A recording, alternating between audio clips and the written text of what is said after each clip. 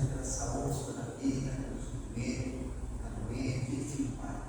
Te agradecendo por nos amaste, pegaste pelo pelos nossos pecados, pedindo, Pai, que possamos ser fiel e cumprir isso, tão grande amor que tem demonstrado a nós. Obrigado por tudo, sei por os cultos que agora começam, que possamos, Deus, te agradar, que este movimento, que os cantos cantaram aqui, a leitura, a mensagem, isso, Deus, a disposição do nosso coração, possa chegar na graça, como a nossa agora fica conosco em nome de Jesus. Amém. Bom dia, irmãos. Bom dia. Vamos. Nosso cenário está vendo de 1962, tem por título Vigiar e Orar.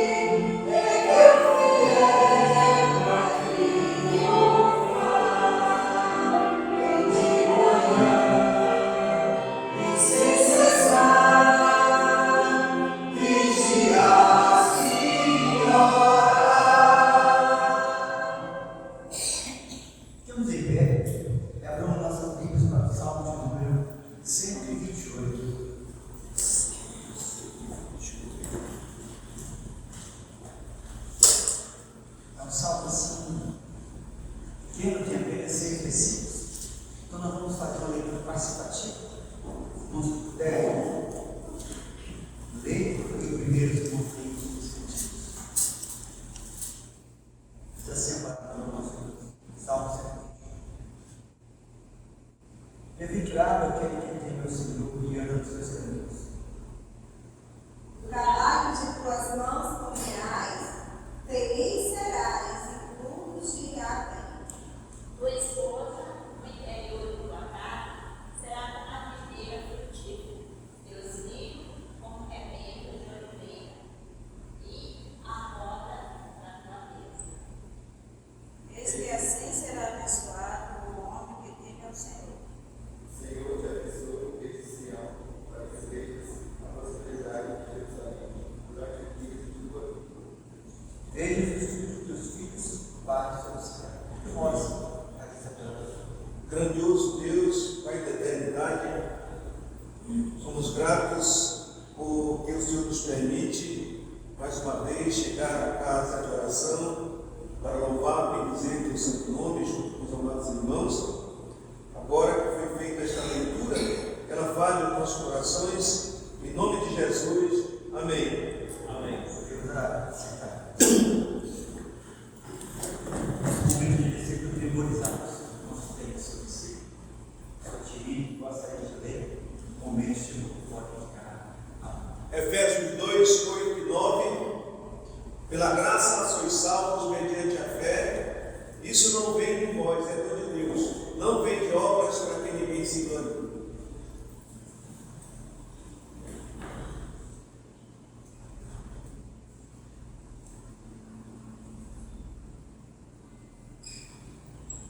Não a nós, Senhor, não a nós, Senhor, mas ao teu nome agora, por amor da tua misericórdia, por amor da tua fidelidade, por amor da tua Salmos 115. Não se turbe o vosso corações, credes em Deus, credes também em mim. Na casa do meu pai há muitas moradas, eu vou preparar um lugar. Irei outra vez, quando vier, levarei vós para estar comigo. João 14, 11. Os dois versículos do Salmo 100. Livrai-vos suas portas com ações de graça, dos átrios com hinos de louvores. E dei graça, bendizei-o, porque o Senhor é bom, e a sua misericórdia dura para sempre, de geração em geração, a sua fidelidade. Graças te dou, Cristo, que convoca maciosamente, maravilhoso e formaste, as tuas obras são admiradas, em minha alma, Salmo 139,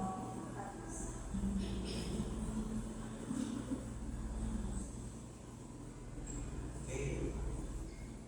Dando continuidade, nós ao cântico grande ao Senhor, palavra de Deus.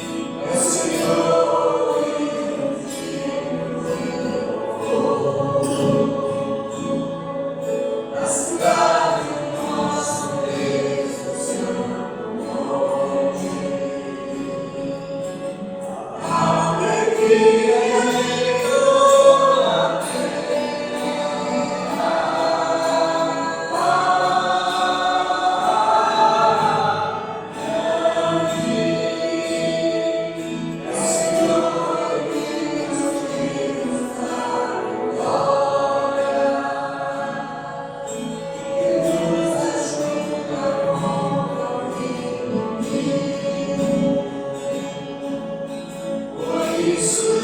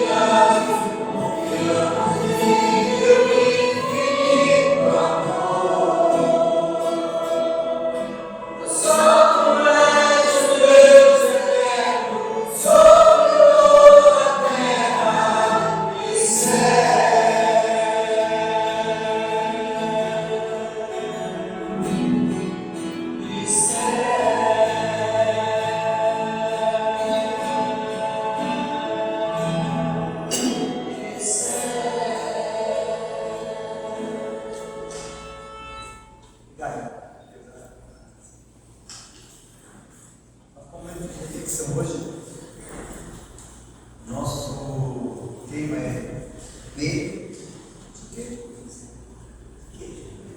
Baseado em Salmo 118, 6 e 7. Diz: o Senhor está comigo, não temerei. O que Ele pode fazer?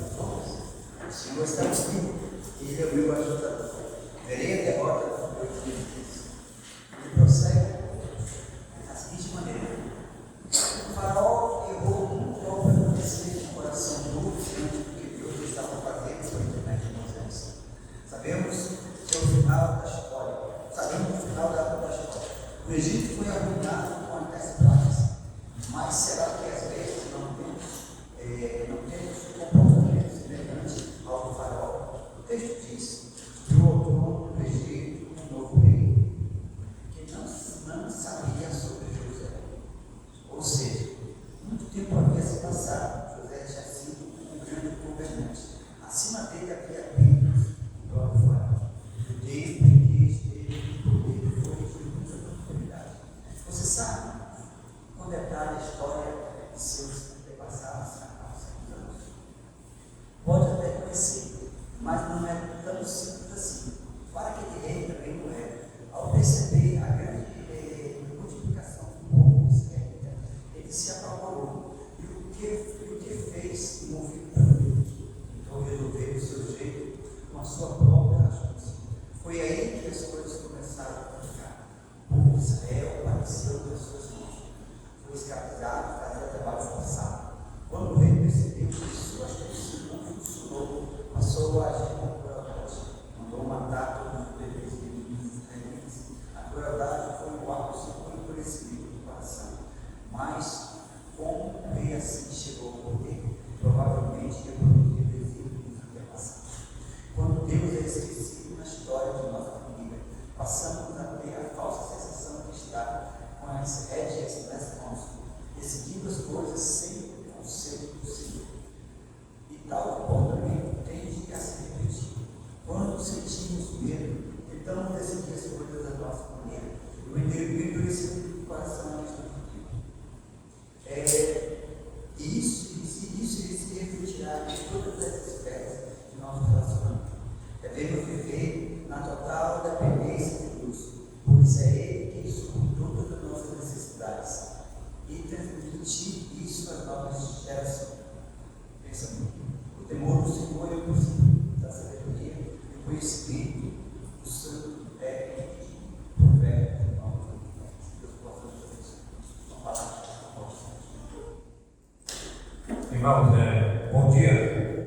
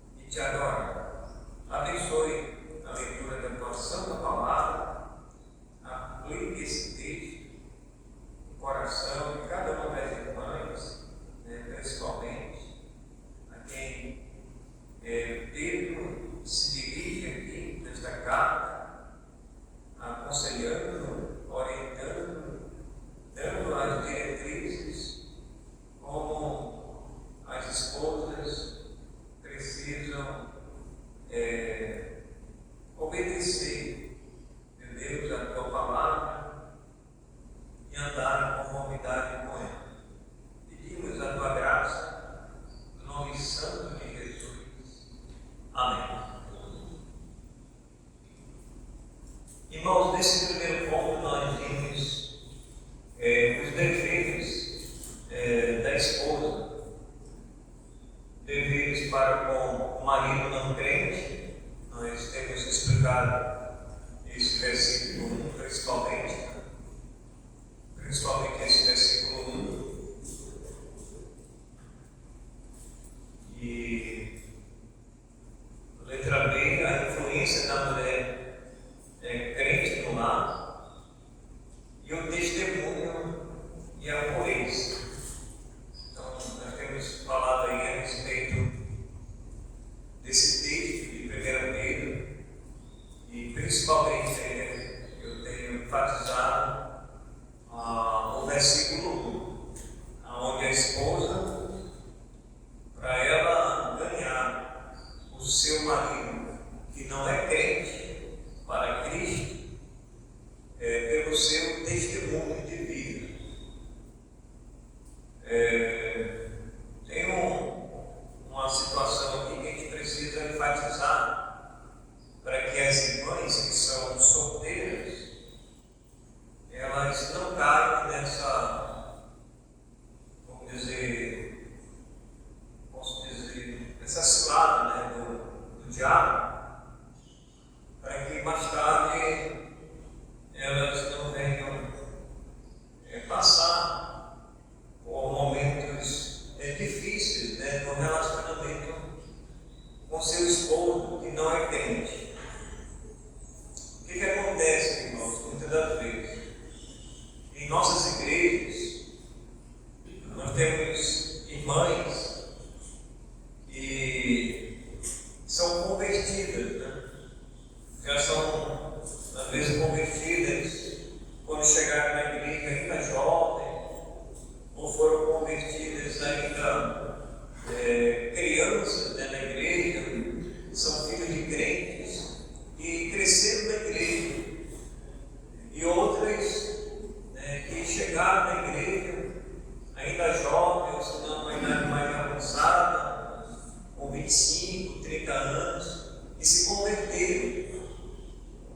Mas eu chamo a atenção daquelas que principalmente se converteram em Cristo, independente da idade, ou se eram filhos de crentes, que tome cuidado na hora do seu relacionamento com o rapaz que vai ser o seu futuro marido, vai ser o seu futuro esposo. Então você não deve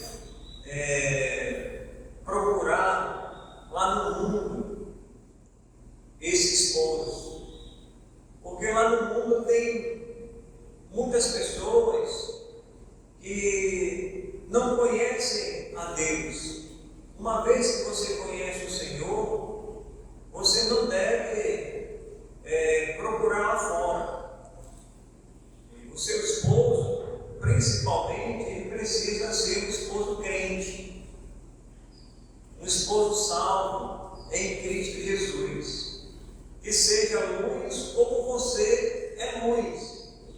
Assim que você conheceu o Senhor, assim que o homem conhece a Deus, a palavra de Deus diz que ele saiu das trevas para a sua maravilhosa luz. Então essa pessoa já conhece o Senhor. Então você vai buscar o seu futuro esposo, seu futuro marido no Senhor. Um crente no Senhor, para que você não passe por essa situação que Pedro aqui ele menciona, né?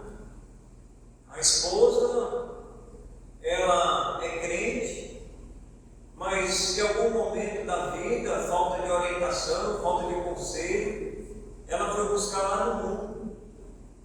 Ela ainda jovem se relacionou com ele, constituiu uma família, teve filhos, só que ele não quer nada, vamos dizer assim, com Deus. Ele não compactua com a crença que ela tem. Ele não o acompanha, né? nos cultos na igreja. Aí muitas das vezes ele fuma, ele bebe, ele gosta de ouvir música. É natural de um homem sem Deus. E algumas esposas, elas passam por isso. Aí não tem mais como desfazer o relacionamento, né? Já casaram, já tem filhos. E agora, como é que fica a situação da irmã? Exatamente o que Pedro ele fala aqui. Então eu oriento aqui as irmãs que são solteiras. Você que é solteiro, não busque o marido, o futuro esposo seu lá no mundo. Busque o marido, o esposo seu no Senhor. Verifique quem é aquela pessoa. Veja se ele é salvo mesmo em Cristo Jesus. Quem é a sua família? Vai buscar as suas origens, para depois você não chorar pelo leite derramado. Ah, eu me engracei por aquele rapaz, é lá da escola, é fulano de tal, só porque ele é bonito, só porque ele tem condições financeiras, aí eu me entreguei para ele, tudo mais, e me relacionei fora do casamento, e aí não tem mais como chorar. Depois pelo leite derramado. Então orienta as irmãs solteiras para não se enquadrar nessa situação que Pedro aqui aborda nesse versículo 1. Porque muitas irmãs que hoje elas até sabiam, mas por, vamos dizer, desobediência sua mesmo, incorreram no erro mesmo, por desobediência à palavra de Deus. Elas estavam cientes de que não poderiam se relacionar, mas aí se entregaram e infelizmente as coisas desandaram. E agora ela vai ter que conviver com seu esposo, vai ter que apurar, orar por ele, vai ter que ter um bom comportamento. Ela vai ter que ganhar o seu esposo para Cristo, como Pedro ele diz aqui. E aí, dependendo dos relacionamentos, às vezes tem marido que, infelizmente, ele é descrente, ele começa a maltratar a esposa. Ele não deixa ela ir para a igreja, só deixa de vez em quando.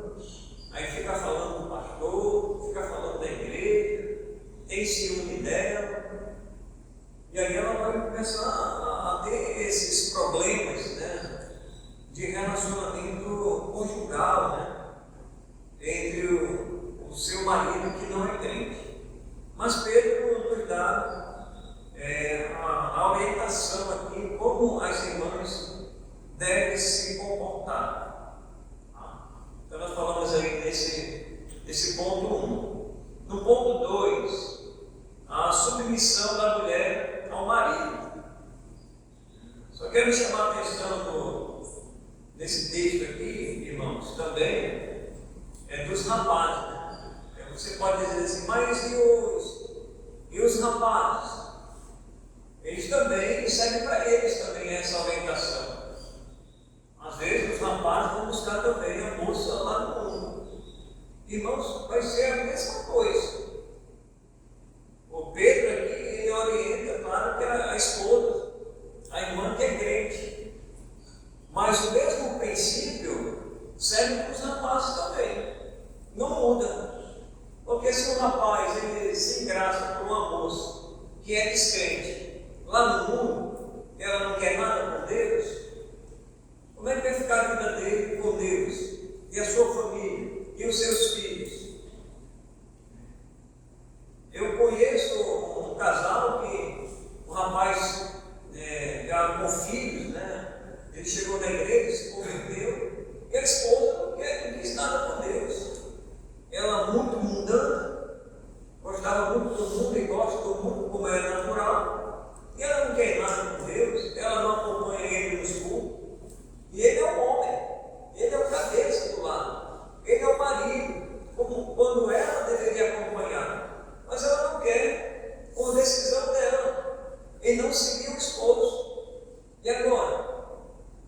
assim, mas falou, já tem família, já casado, vai desfazer tudo isso aí, não vai adiantar. Vai complicar ainda mais a situação. Então, desde o princípio, é para o marido. Vai ter que ganhar a sua esposa através do procedimento, das palavras, né? Sem palavra alguma, pelo testemunho. É o mesmo princípio, é o mesmo padrão, não muda. Pedro, é claro que aqui no texto ele focaliza aqui, o foco de Pedro aqui são as irmãs que são crentes. Né? Como é que ela deve ganhar o seu esposo para Cristo? Tem muitas irmãs que às vezes não ganham o seu esposo para Cristo porque ela começa a discutir com o marido dentro do lar. Começa a brigar, ter discórdia, e isso não é bom. Isso não é bom. Não é o exemplo que Pedro dá. Não adianta a esposa querer, no mesmo tom, ou na mesma altura das palavras, junto com o marido, querer brigar com ele dentro do lar. Isso vai complicar ainda mais. É melhor ela ficar calada. É melhor ela ficar ali no canto dela, ouvir, deixa ele falar, entra por aqui, sai por aqui. E às vezes são palavras até agressivas, né? Vem para realmente desestabilizar, né, o psicológico, né? Fere com palavras até. E às vezes, quando ele bebe, às vezes chega em casa, às vezes quer quebrar tudo. Chega alterado e uma série de situações, irmãos, que só as irmãs que vivem dentro do lar, que a gente sabe que isso acontece, é que elas precisam ter muita sabedoria de Deus. A mulher sábia, como diz Provérbios, ela vai edificar o seu lar. A mulher sábia. A mulher que não é sábia, ela vai destruir o seu lar. Então, no segundo ponto, nós falamos aí sobre a submissão da mulher ao marido. Então, letra A ordem natural e divina. Aqui nós falamos que foi Deus que deu essa ordem, né, para a esposa, que ela deve ser submissa ao marido, assim como a igreja ela é submissa a Cristo, sendo ele o cabeça da igreja. Letra B, a liderança e a harmonia do lar. A liderança do marido, juntamente com a sua esposa, e eles devem promover a harmonia dentro do lar. A paz, ela deve reinar dentro do lar. Tanto a esposa crente, que tem o seu marido descrente, precisa promover a paz dentro do lar. Ela tem que ter consciência que, se ele não é convertido, ela precisa ao máximo evitar, né, as discórdias, as discussões dentro do lar. Deve promover a paz dentro do seu lar. No ponto 3, a submissão da esposa ao marido. Então, o marido é o cabeça da mulher, letra A. Letra B, porque a igreja é submissa a Cristo. E a letra E, o exemplo de santas mulheres. E Pedro ele diz aqui, no versículo 5. Versículo 5 diz assim: pois assim também, assim mesmo se ataviaram outrora as santas mulheres que esperavam em Deus, estando submissas ao seu próprio marido.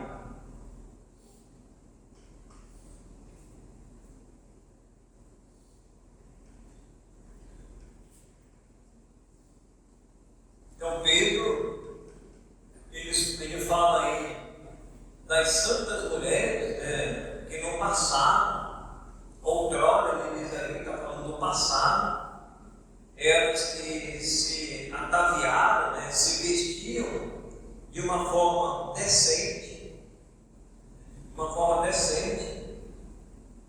ela como crente, ela tem um vestuário, um guarda-roupa, que tem um padrão bíblico, aonde ela vai se vestir, né, para o seu marido de uma forma que lhe agrade, né, e principalmente a Deus.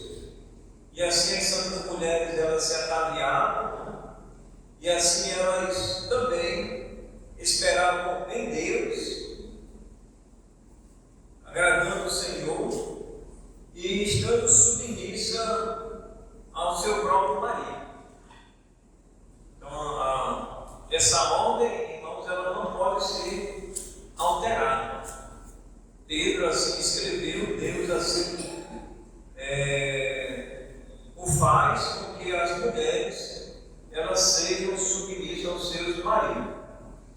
No ponto 4, nós temos aqui a modéstia da mulher cristã, o adorno dela, o ornamento espiritual e a esperança das santas mulheres. Ele fala aí no versículo 3 e 4 de 1 Pedro, diz assim: não seja o adorno da esposa o que é exterior, como um frisado de cabelos, adereço de ouro e aparato de vestuário. Seja, porém, um homem interior, do coração unido ao incorruptível, de um trato de espírito manso e tranquilo, que é de grande valor diante de Deus. Pedro, ele não está desconsiderando, irmãos, aqui, em hipótese nenhuma, a questão do cuidado que a mulher ela deve ter com o seu corpo. Em hipótese nenhuma. Pedro, o foco principal de Pedro aqui, o que ele quer frisar aqui, não é o exterior. Pedro ele quer focalizar, o foco dele principal é o interior. O que é mais importante na mulher cristã, na mulher de Deus? É o exterior ou é o interior? O interior é o que está dentro. O exterior é essa parte que a gente, quando olha para a mulher, a gente vê, né? A roupa, o cabelo, a maquiagem, o colar que ela às vezes usa, né? Cordão, a pulseira, a aliança, são esses aparatos, né? Então essas coisas exteriores. Pedro, o foco de Pedro principal é o interior. A preocupação maior aqui de Pedro é que a mulher cristã ela tem que se alimentar com a palavra de Deus. Ela tem que se fortalecer espiritualmente e interiormente. O exterior, irmãos, vai ser uma consequência. Vai ser uma consequência de um cuidado que a esposa ela deve ter com o seu cabelo, né, com o vestuário, com os aparatos, né, que ele fala aí, que envolve tudo que a mulher gosta de usar, né, o cordão, usa aliança, usa as pulseiras, o que mais? Se pinta, né, os cosméticos aí, faz a sobrancelha, essas coisas todas, né, pinta o cabelo, faz a chapinha, faz um monte de coisa, né? Muitas das vezes o homem não faz, né? O homem chega no espelho ali e olha. E às vezes, às vezes eu também tomo banho, papai. Às vezes esqueço até de pentear o cabelo. Aí quando ele vem, a Isabel olha para mim, a Isabel fala, mas você não penteou o cabelo? Eu nem olhei no espelho. O homem ele não se preocupa muito com essas coisas, né? Alguns homens, vamos dizer assim, né? Tem outros que são bem, né? Caprichosos, bem melhor ali no espelho, capricha ali, tal, e fica olhando, né? A mulher não, a mulher, se ela vê um espelho, ela olha, assim, passa, ela olha, vê se está tudo ok. Se é um espelho do carro, assim, ela olha, vê se está direitinho, para ali, dá uma olhada. O homem ele passa direto, não quer saber dessas coisas, não. Mas a mulher não, ela mais delicada, né, nessas partes aí. Mas aí, irmãos, a gente tem que, as irmãs têm que tomar cuidado com, vamos dizer, o exagero. Tudo que é exagerado na questão do vestuário, na questão dos ornamentos, isso aí não é bom para a esposa, né? Porque isso aí, irmãos, por exemplo, o que eu digo é o exagerado. Por exemplo, tem irmãs que às vezes elas querem chamar a atenção e acabam chamando a atenção dos homens, quando ela não deveria fazê-lo. Quando se torna um exagero, sabe quando é? É quando ela chama a atenção dos homens. E é isso que Pedro está, vamos dizer assim, ele não quer que as irmãs cheguem a esse ponto. Por isso que ele diz, olha, cuidado com o aparato de vestuário, com essas coisas, frisado de cabelo, por exemplo, frisado de cabelo. Vamos supor que hoje está muito na moda, as irmãs, vamos dizer, as mulheres, vamos dizer assim, de modo geral, pintar o cabelo. Eu não sou contra o pintar o cabelo, nem que as irmãs pintem o cabelo, não sou contra. A única coisa que a gente não concorda, que eu não concordo, é que as irmãs pintem o cabelo em conformidade com a regra do mundo, aonde as cores são as mais diversas, né? Tem gente que pinta cabelo, eu já vi mulher pintar cabelo com duas cores. Aí fica bem, por exemplo, assim, numa mulher cristã, ela pintar o cabelo dela com duas cores. Eu vou pintar aqui de preto e verde. Aí uma mescla assim, verde com uma outra cor. Tem outros que usam um tipo de tintura que é extravagante, né? Chama atenção. Às vezes é um vermelho, sei lá, umas cores que é um rosa assim, bem chamativo, né? E pinto dessa forma. Eu vejo que isso aí já é um exagero, ele está em conformidade com as regras do mundo. Às vezes as irmãs olham para o mundo e dizem assim, o que é que o mundo está ditando? O que está em moda hoje? É o cabelo de cor tal, porque a fulana tal, a influência, né? A influência, ela pintou aquele cabelo. É negócio de influência, né? Todo mundo quer ser influência hoje. A fulana, a influência, ela pintou o cabelo com a cor verde, verde com azul. Aí todo mundo vai querer pintar verde com azul. É aquele corte. Irmãos, as irmãs não devem olhar para esse lado.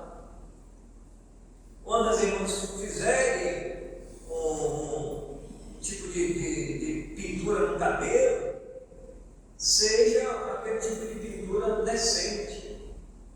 Não para chamar a atenção dos homens. Quando fosse pintar também, não pinte, né?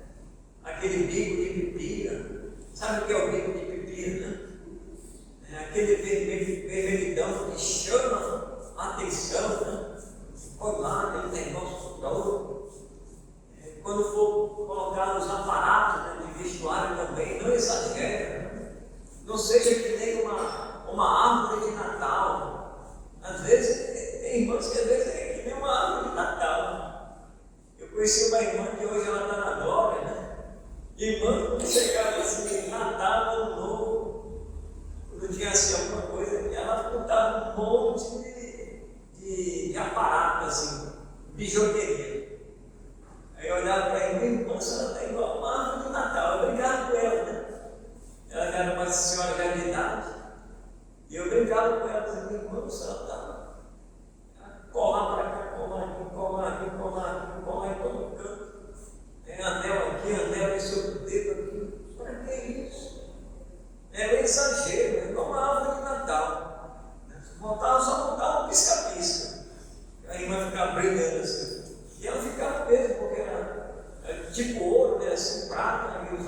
diversas formas assim.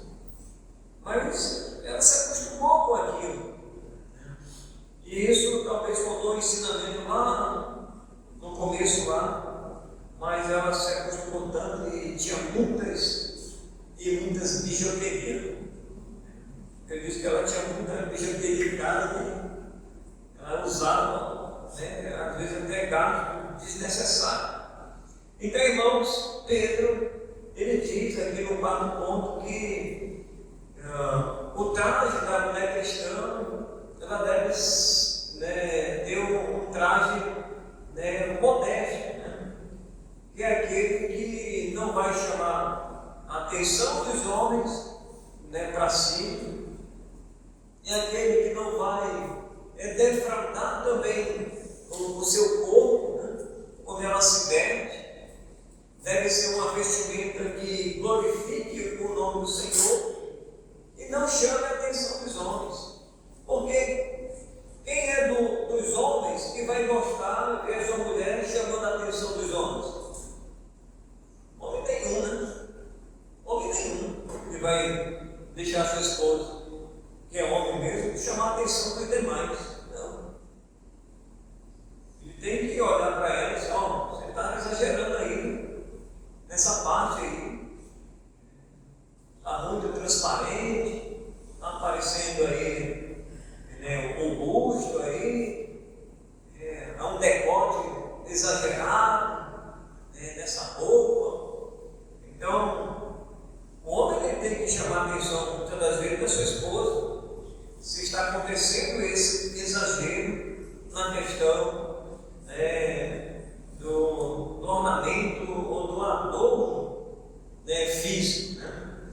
Então, Pedro, ele enfatiza aqui o ornamento espiritual, que as irmãs devem se alimentar espiritualmente. O seu interior, Pedro diz que é de grande valor diante de Deus.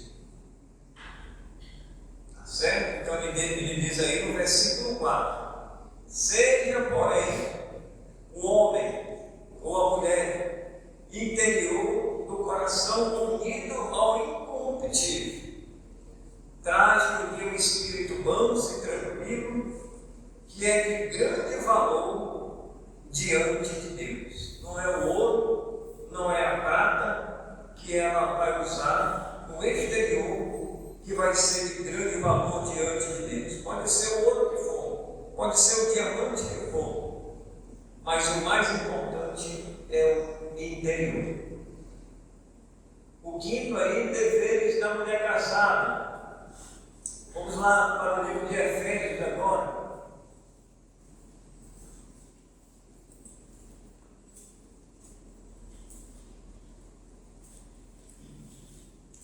Abra aí a sua Bíblia, Efésios.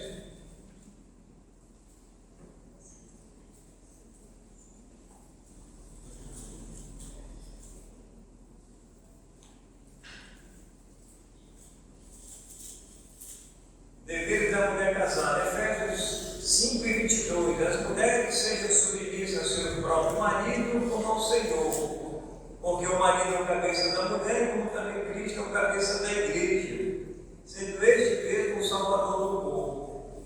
Como, porém, a mulher está sujeita a Cristo, assim também as mulheres sejam em tudo submissas ao seu marido. Marido, amai as vossas mulheres como Cristo amou a igreja e assim mesmo se entregou por ela. Mais na frente eu quero ver aqui o versículo